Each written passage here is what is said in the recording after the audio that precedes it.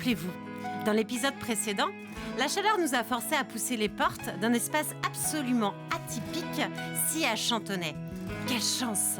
À la sortie de la ville, toujours sur le GR, nous découvrons une cave, un bar à vin, ou comment l'association des deux crée un endroit chaleureux et généreux à l'image de celui qui nous accueille. Voici Cédric, celui-là même qui nous a accueillis avec simplicité et bienveillance. Cédric est la mémoire des lieux. Pensez, il est absolument incollable sur les 250 références du magasin. Cédric aime compter ses produits. Il adore transmettre une histoire. Il fait bien partie de ces nombreux passionnés pour qui la notion de partage est essentielle. Ambassadeur de son territoire, Cédric a forcément à cœur d'assurer la promotion de notre merveilleux AOC Fièvre Vendéen. Ça tombe bien, justement. Complètement qu'il y avait un domaine viticole sur Chantonnay. Les seuls vignerons à chauffer. Peut-être passer un petit peu de temps avec monsieur. Ah ouais. Merci Cédric. Je vous raconte. On peut prendre un verre. Je vous laisse vous installer et puis je vais vous chercher. Merci. Hein? Merci. Écoute Vincent, en tout cas, le hasard fait bien les choses. On se retrouve ici, tu arrives. Alors est-ce que tu peux nous parler un petit peu du domaine de la Barbinière? Le domaine, en fait, c'est notre père qui a créé le domaine il y a un peu plus de 40 ans. Où en fait, il s'est installé sur la ferme donc, de mes grands-parents, qui faisaient de la polyculture élevage. Et lui voulait absolument faire que de la vigne. Donc il a essayé de trouver les meilleurs terroirs qu'il y avait sur Chantonnay. Et au fur et à mesure, récupérer les vignes, les arracher et replanter des beaux cépages. Pour toi, c'était, comment dire, naturel de reprendre le domaine familial? Oui, c'était quelque chose depuis l'enfance, en fait, où j'ai toujours... je me suis jamais posé la question de faire autre chose que de la viticulture. Je suis né dans les vignes avec mon père et mon frère. On a construit le vignoble ensemble, en fait. Après, j'ai fait des études dans la viticulture-œnologie. Et je suis parti quelques années où j'ai travaillé dans différents endroits en France et à l'étranger. Et à un moment donné, la passion m'a rappelé, et le terroir m'a rappelé. En 2005, avec mon frère, on s'est retrouvés aux États-Unis ensemble, où on a voyagé ensemble pendant un mois. Et à la fin du mois, on s'est dit, allez, on rentre à la maison et puis on reprend le domaine et on voit ce qu'on peut faire. Les questions de transmission, pour toi, c'est important? Oui, bien sûr. Parce que toi, aujourd'hui, tu es la génération qui va transmettre. J'ai des enfants en bas âge, oui, donc on commence à y penser, ouais. Et puis, entre guillemets, ce que nous, on plante aujourd'hui en vigne, c'est pour la prochaine génération. C'est même plus pour nous, là. J'ai un peu plus de 40 ans, donc ouais, on commence à y penser sérieusement. Tu as fait les États-Unis, tu as voyagé. Qu'est-ce qui t'anime aujourd'hui, dans le métier que tu fais ici à Chantonnay? Ce qui m'anime, c'est de révéler nos terroirs, en fait. Enfin, on adore nos vignes, on les a plantées. Là, certains, aujourd'hui, on les arrache pour remettre soit de nouveaux cépages, soit pour refaire de belles plantations. Et puis, on a eu le passage en bio aussi qui a été très important. Vous êtes en bio? Ouais, on est en bio. En fait, en 2010, on a déjà commencé on a pris l'orientation du bio, sans vouloir stabiliser. Et puis, C'est que vous aviez déjà conscience, en fait? Dès le début. Enfin, déjà, on a tout passé à la main quand on est arrivé. Ouais. Mon père, à l'époque, avait tout mécanisé. Nous, on a tout repassé manuellement, au fur et à mesure. Et bon, après, économiquement, il fallait pouvoir aussi y arriver. Donc, on s'est donné le temps. Donc, en 2010, on a commencé à faire que des traitements bio. Et en 2018, on a vraiment sauté le pas. On a tout passé, tout le vignoble labellisé, on va dire. Et comment ça se passe pour votre papa aujourd'hui? Il fait toujours partie, enfin, il est toujours avec vous, vous l'associez toujours, il vous fait confiance? Oui, oui. Et en fait, déjà, quand on est arrivé, on a eu la chance, il nous a laissé les clés. Il nous a laissé faire ce qu'on voulait. Il nous a transmis vraiment le domaine et en fait, c'était... Il s'est retiré. Ouais, il nous a accompagnés, quoi. C'est-à-dire qu'au départ, on s'est associés pendant 5 ans. Après, il a pris sa retraite. Mais il nous a laissé écrire, en fait, notre histoire, quoi. Vincent, pour finir, je vois ton polo. AOC Fièvre Vendéen. Qu'est-ce que c'est aujourd'hui pour toi, l'AOC Fièvre Vendéen? Nous, c'est une reconnaissance parce que... parce que notre père a créé le domaine. Il s'est battu pour que Chantonnay devienne un fief vendéen, qu'on a obtenu qu'en 2011, au passage de l'AOC. Donc c'est assez récent. Donc on s'est battu pour l'avoir, donc maintenant on se bat aussi pour le défendre et le faire connaître. C'est important. Vincent, un immense merci. Malheureusement, le GR ne passe pas par Saint-Philbert-du-Pont-Charraud pour aller jusqu'au domaine de la Barbinière. On espère bien un jour pouvoir faire une petite boucle. Effectivement. Merci. Alors, si tu le veux bien, maintenant, on va rappeler Cédric. Et si ça ne nous dérange pas, on va faire une petite photo. Souvenir. pour que vous puissiez vous rappeler notre passage ici. Ça marche. À Chantonnay. Merci, je vais l'appeler. La photo s'impose. Tout naturellement, nous choisissons nos fiefs vendéens pour décor. Révéler nos terroirs. Vincent l'explique bien. Ce terroir, son terroir, est essentiellement composé d'une terre, mais aussi et surtout des hommes qui la subliment. Des hommes assurément inspirés par leurs racines, leur histoire. Des hommes à qui la génération précédente a transmis valeur, savoir-faire et donc passion. Quelle belle filiation. Stéphane me fait signe, il faut repartir. Le jour se lève sur le bas-bocage. Profitons de cette fraîcheur. Cap vers l'ouest.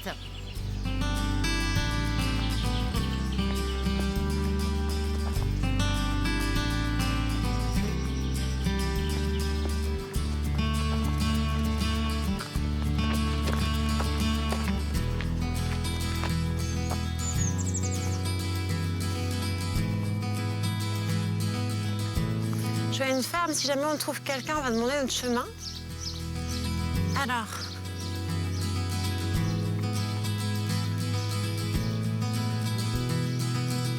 Je vois quelqu'un. Bonjour madame. Bonjour. Je me présente, je m'appelle Marion. Bonjour Mario. Stéphane m'accompagne et on est depuis quelques jours à déambuler sur les chemins de Vendée et je vous avoue que là on est un petit peu perdus. Oh, je vais vous guider. On arrive de Saint-Hilaire-le-Vouy et sur quelle commune on se situe actuellement? Alors là, vous êtes à Saint-Martin-des-Noyers. Donc là nous sommes à Saint-Martin. Oui. Très bien. Quel est votre prénom madame? Je m'appelle Daniel. Daniel, est-ce que je peux vous dire tu? Bien sûr. Bien sûr, Marion. Où nous trouvons-nous là? Alors là, nous sommes donc sur une ferme, la ferme de la Boivinière, Oui. qui est à cheval sur Saint-Martin et sur Saint-Hilaire-le-Vouy, en fait, c'est à la limite. D'accord. Et c'est une ferme de bocage, c'est une ferme d'élevage. Donc je t'invite à la visiter si tu veux. Avec plaisir. Une ferme de bocage. Alors qu'est-ce que tu entends par ferme de bocage? Alors, ferme de bocage, c'est qu'il y a un paysage bocager vraiment avec un linéaire de haies important. C'est vraiment le bocage qu'il y a autour de la Roche-sur-Yon, là. Avec beaucoup de prairies, beaucoup de petits bosquets, enfin beaucoup d'arbres, quoi. C'est quelque chose que toi, tu as souhaité recréer ou c'était déjà en place? Alors, le bocage, oui, c'est-à-dire que ici, il y a eu un remembrement dans les années 90. Dense. Un remembrement qui était... C'est-à-dire on a regroupé les fermes qui avaient des parcelles très dispersées. Et on en a profité pour aussi supprimer beaucoup de haies. Donc on est passé à un bocage ouvert sur Saint-Martin, en fait. Donc c'est-à-dire qu'aujourd'hui, si tu vas plus vers la forêt du détroit, là, il y a beaucoup moins de haies qu'ici. Sur Saint-Hilaire-le-Vouy, ça a été vraiment préservé. Pour te donner une idée, on a 160 mètres linéaires de haies à l'hectare, alors que la moyenne vendéenne, c'est 80. Ce qui est énorme, en fait, 160. 160, ouais. Sur combien d'hectares, Daniel? Sur 85 hectares. Sur 85 hectares? Ouais. Donc tu acceptes vraiment de faire découvrir tout ton univers? Ah oui, bien sûr, avec On y plaisir. va, alors. Oui. Merci.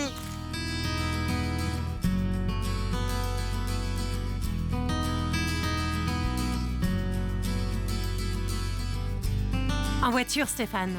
Nous suivons Daniel. Daniel qui accepte de nous faire découvrir sa ferme de la Boivinière. Un petit paradis, bien assis au cœur de sa vie. Prenons un chemin de terre, longeons les haies bocagères pour gagner une première parcelle. Une prairie naturelle offrant un très bel herbage. Mais qu'allons-nous y découvrir ?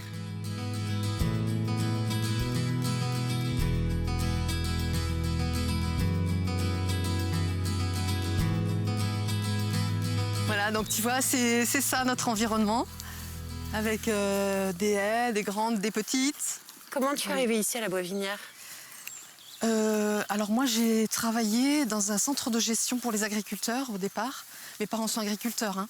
Originaire de Saint-Martin? Non, à 10 km d'ici, hein, je ne suis pas très, très loin. Mais ils avaient une jolie ferme, une jolie petite ferme, un poulailler industriel. Et quand on est arrivé ici, le paysage m'a tout de suite plu. Beaucoup d'arbres, un joli bocage. Ouais. Parce que chez moi, là-bas à l'Oise, ça avait été un peu dévasté. Et je voulais surtout pas de hors-sol, en fait. Je voulais surtout travailler dans la nature. Donc ça, c'était important pour moi. Et voilà, donc après avoir travaillé dans un bureau pendant 10 ans, travailler dans la nature, ça m'allait bien. Donc tu t'es engagée à partir de quelle année à peu près? 95. D'accord. Donc ça fait un peu plus de 25 ans un peu maintenant. plus de 25 ans aujourd'hui. Oui. Et ouais. Et quel regard tu as sur ces 25 ans? Ah ben,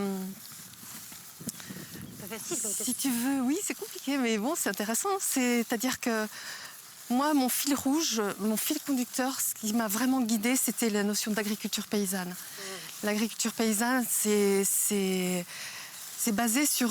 c'est représenté par une jolie fleur très colorée qui a 6 pétales. Et donc, c'est basé sur l'autonomie, principalement, enfin, entre autres. L'autonomie, c'est-à-dire que pouvoir décider soi-même sur sa ferme, c'est-à-dire pas avoir trop d'endettement, essayer de produire au maximum son fourrage, ses semences, pour être autonome le plus possible et voilà, et puis pouvoir faire du revenu comme ça de façon intelligente.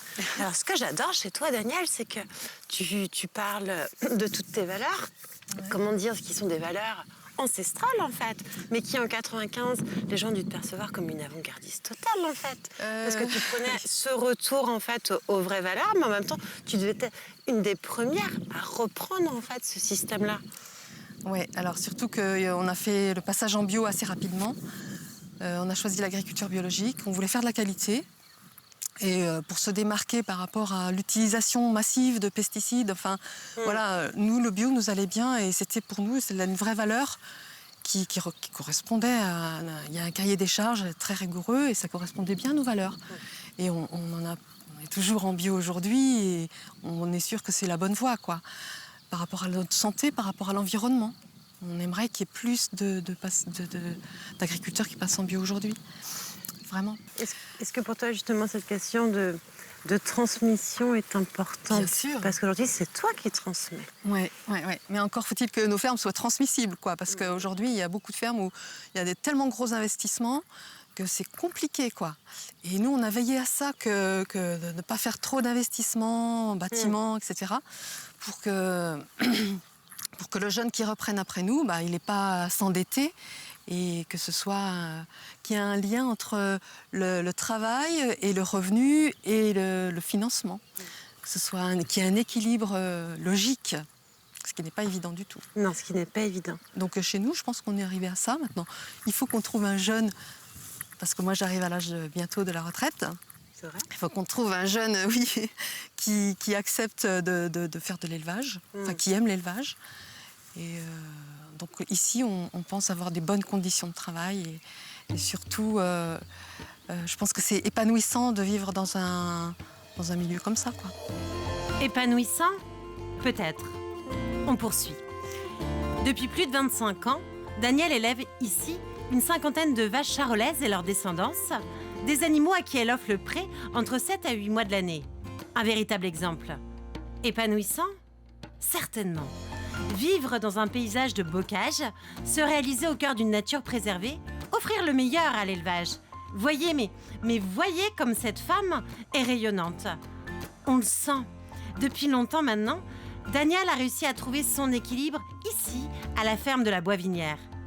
Elle est remarquable. Remarquable. On continue.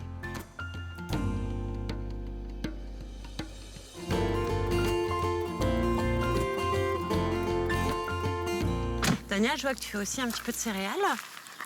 Oui, c'est ça, c'est un mélange céréalier en fait.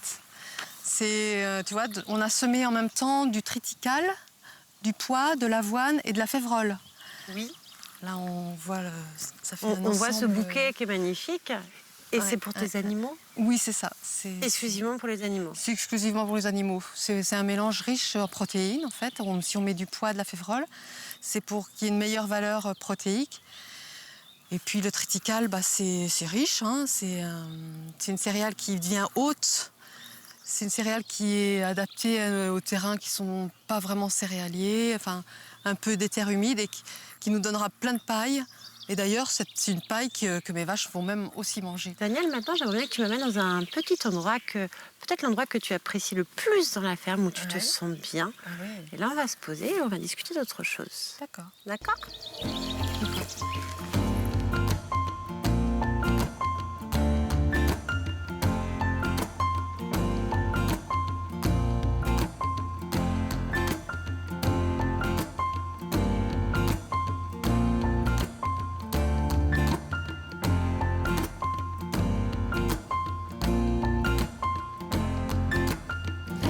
pourquoi tu as choisi ce petit endroit, qui est magnifique, hein. Oui, alors ça, c'est une parcelle qui s'appelle les Landes, le bas des Landes, qui est très humide. Et en fait, voilà, on a laissé ce petit coin humide avec beaucoup de plantes sauvages. Parce qu'en fait, il y a beaucoup de nantes safranées, par exemple, tout autour. Je ne sais pas si vous voyez. Le nante safrané, c'est une herbe que les agriculteurs, les éleveurs n'aiment pas beaucoup, en fait. Parce que la racine est toxique pour les vaches. Par contre, elle raffole des feuilles et des tiges. Et c'est vraiment c'est emblématique de notre région, ici, le nante safrané, qu'on appelle aussi en patois le pansac. Le pansac. Alors ça, je ne connaissais pas du tout. Ouais, et c'est la plante un peu emblématique d'ici, que je trouve très belle. Oui. Et beaucoup d'insectes vont dessus et il y en a partout ici. Daniel, moi j'ai une question à te poser. On a bien compris aujourd'hui ton parcours, ton engagement. Qu'est-ce qui t'a amené ici? C'est ton amour de la nature ou c'est ton amour des animaux?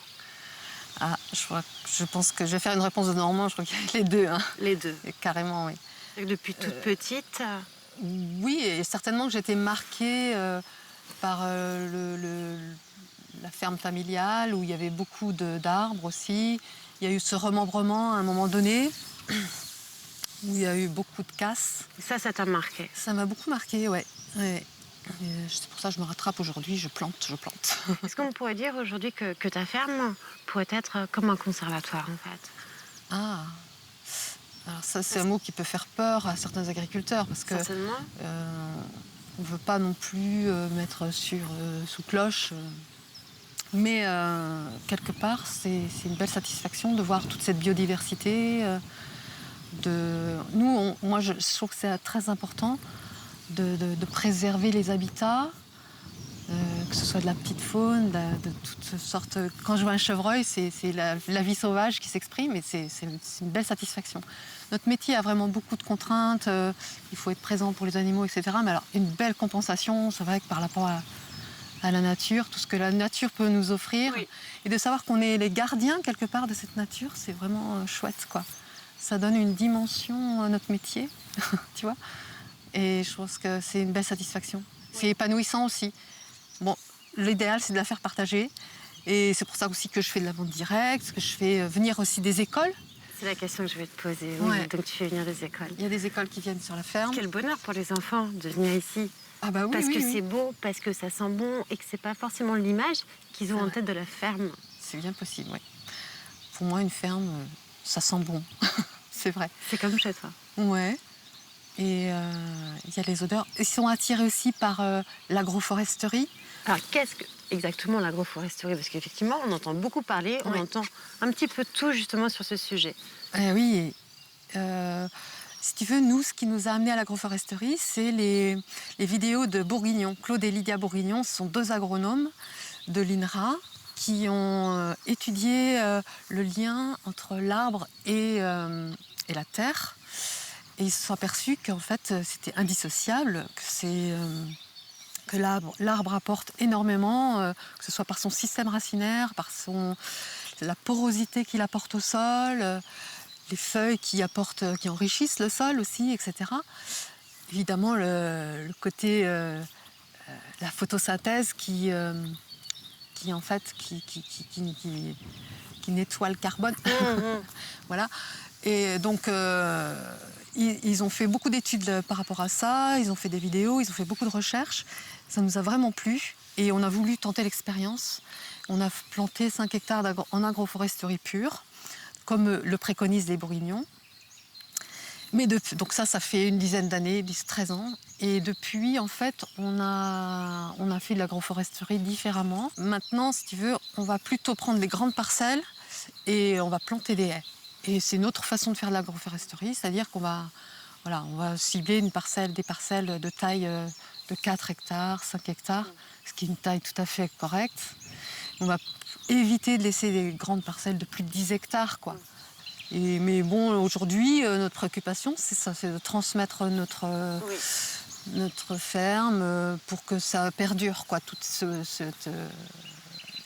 ce lien avec la nature. Transmettre, sauvegarder, conserver. Conserver. Tout ce que tu as créé depuis Oui. 1995. Oui.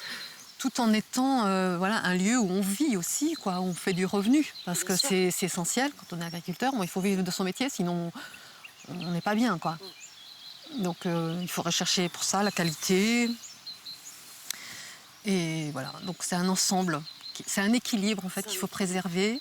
Et ça, c'est important. Et ça, c'est dur aussi. C'est pour l'équilibre de la planète, c'est pour notre équilibre personnel. Tout doit être cohérent.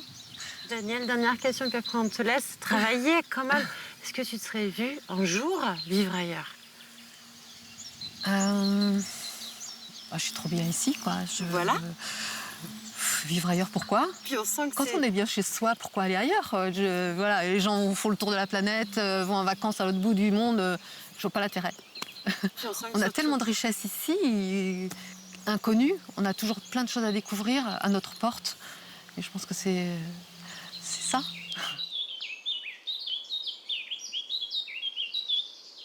Daniel, merci beaucoup. Merci. Est-ce que tu acceptes, avant qu'on reparte, qu'on fasse une petite photo ensemble, là, en plein cœur de la ferme de la Boisvinière? Alors, je confie l'appareil photo à Stéphane.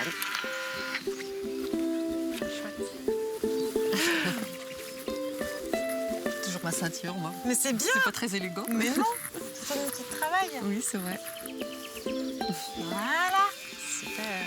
Comme ça, oui, c'est le Polaroid. Et oui, comme ça, on peut te la laisser avant de repartir. Génial. Ça sera un petit souvenir de notre passage ici. Ah, merci. Petite photo. Un souvenir. Merci, Marion. Un beau souvenir, en tout cas. Merci à toi. Merci, Daniel. Parce que tu as plein de travail à faire. En tout cas, je te remercie vraiment pour ce moment d'échange que tu nous as offert.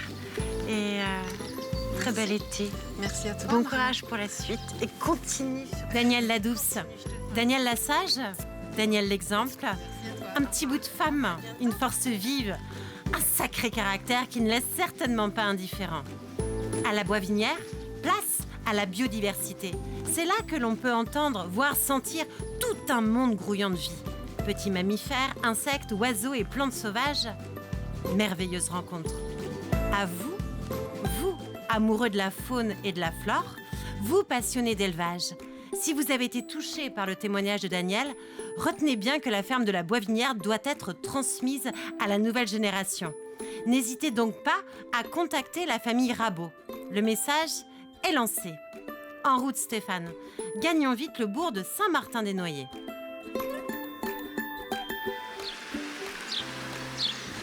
Alors, ok, nous on arrive d'ici. Il y a un château. On y va? C'est parti. Parti.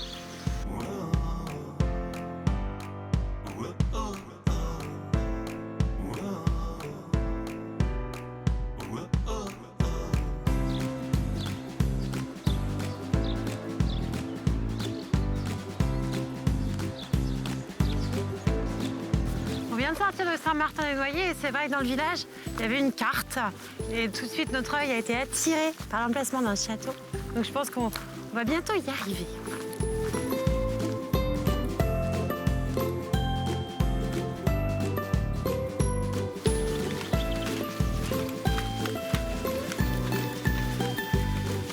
Choupinet. Et voilà, ça y est, nous y arrivons.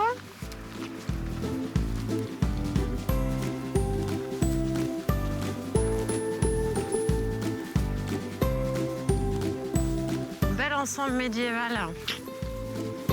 On s'y arrête, hein. Pousse la porte.